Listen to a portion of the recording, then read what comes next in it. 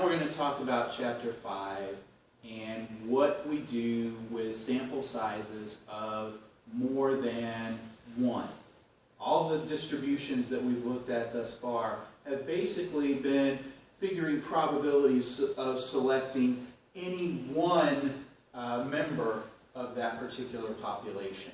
But usually in statistics we're dealing with sample sizes greater than 1. And in fact, the central limit theorem tells us that when we have a sample size, or as our sample size gets larger and larger, no matter what the population distribution looks like, the distribution of our sampling means looks more and more like a normal distribution as our sample size gets larger.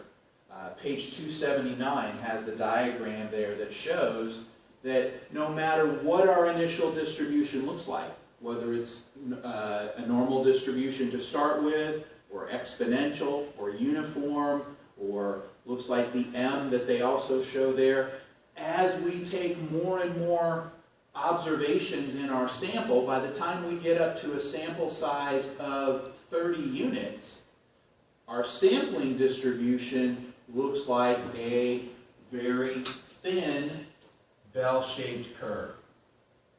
And so that can assure us that if we have a sample size of 30 or more, we're dealing with a situation where we can use the normal distribution calculator and figure probabilities based on the normal distribution, even though we have no idea whether our population really is normally distributed, or even if we have a pretty good idea that it's not, we can still use the normal distribution calculator because that sampling distribution guarantees normality.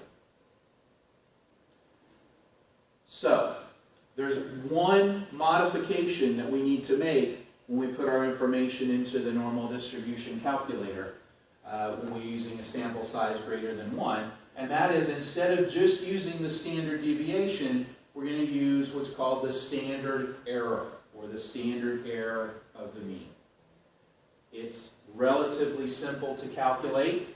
We're just going to take the standard deviation, whatever that happens to be, and divide that by the square root of n. And as we've seen often throughout the course, whenever we see a lowercase n in statistics, we're talking about the sample size. So standard deviation divided by the square root of our sample size gives us that standard error. Let's take an example here. Let's say we have a mean of 57, a standard deviation of 16, and a sample size of 64.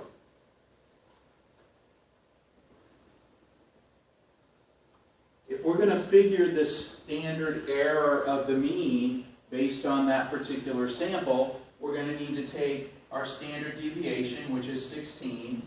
We're going to divide that by the square root of our sample size. So that's going to be the square root of 64.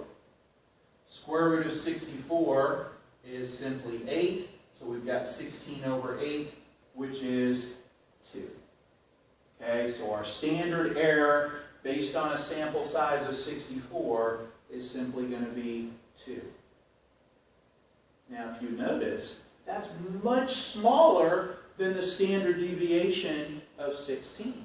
Remember back to the empirical rule where we were able to say that 95% of all of the values are going to be within 2 standard deviations of the mean? Well, actually, when we're using larger sample sizes, we can say that 95% of all the values are going to be within 2 standard errors of the mean. And so 57 plus or minus 2, or 4, two standard errors, 57 plus or minus 4 is going to give us a pretty narrow range that 95% of all of those sample means are going to fall into.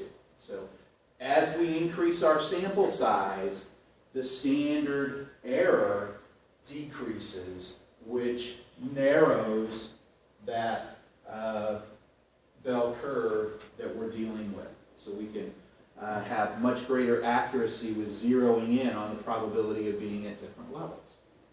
Let's take a look at our normal distribution calculator and see how this could work.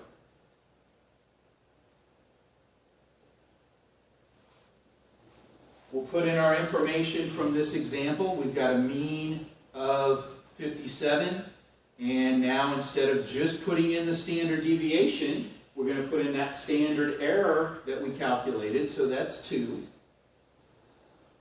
And so now, let's say we're interested in finding the probability that the mean of our sample, where we had a sample size of